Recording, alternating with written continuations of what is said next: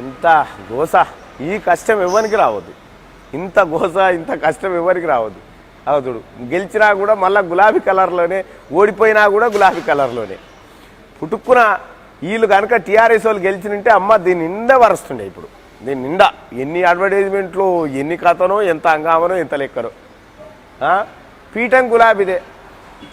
అయినా మా ఆయననే గెలిచిండు. మా ఆయననే గెలిచిండు. మళ్ళీ ఎన్నికల్లో టీఆర్ఎస్కి 56 సీట్లు. అతిపెద్ద పార్టీగా అవతరించిన గులాబీ దళమట. దళంకే పరిమితం అయిపోయేది. ఇది మీ దళమే అయిపోయేది.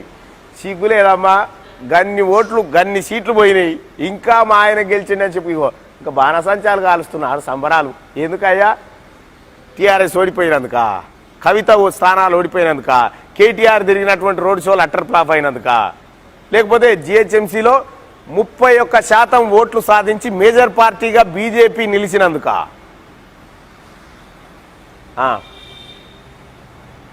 అతిపెద్ద పార్టీగా అవతరించిన గులాబీ దళం ఎక్స్-అఫిషియో సభ్యులతో మేయర్, డిప్యూటీ మేయర్ టీఆర్ఎస్కేనట. టీఆర్ఎస్కు రావాలంటే ఎట్లొస్తాయి?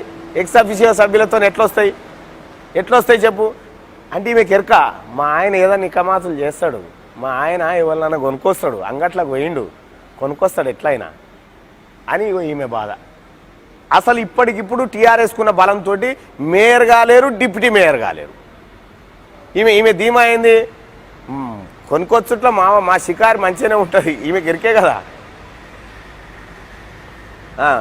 చివరిలో కాంగ్రెస్ పత్తాలేని ఇతర పార్టీలు, నేరేడ్మెట్ డివిజన్లో ఫలితం వాయిదా, అక్కడ టీఆర్ఎస్ అభ్యర్థి ముందంజ, ఓట్ల లెక్కింపులో తీవ్ర ఉత్కంఠ. ఇది కథ.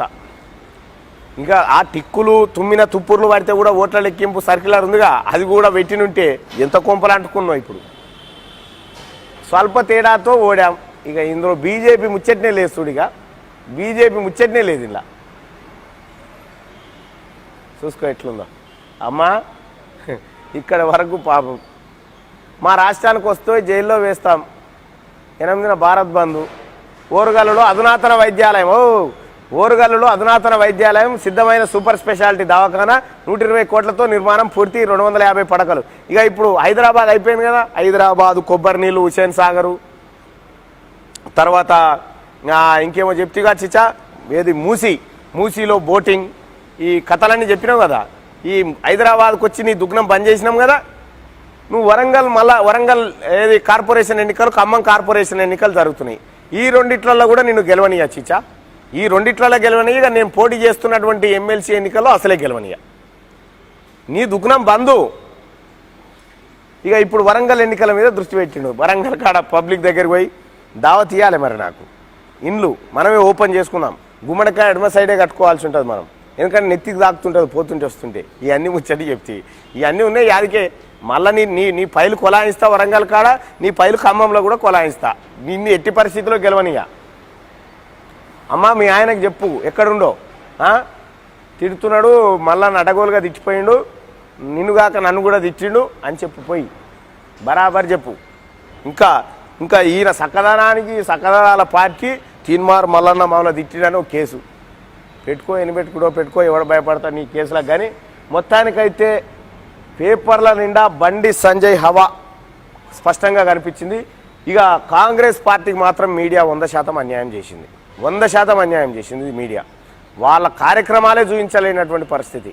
క్యూ న్యూస్ అన్న రేవంత్ రెడ్డి లైవ్లో అక్కడనో ఇక్కడనో పెట్టినాం, కానీ అసలు ఎవరు చూపించే ప్రయత్నం కూడా చేయలే. సో ఇటువంటి మీడియా తయారైపోయింది మొత్తం.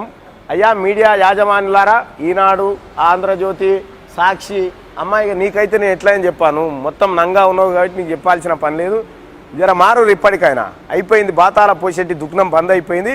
ఇప్పటికైనా ప్రజల మీద, ప్రజా సమస్యల మీద, వాస్తవాల మీద దృష్టి పెట్టి జర మీరు కూడా ఆయన్నే కిందికి దిగి వచ్చినాయి, మీరు కూడా దిగే ఉపాయం చేయరు.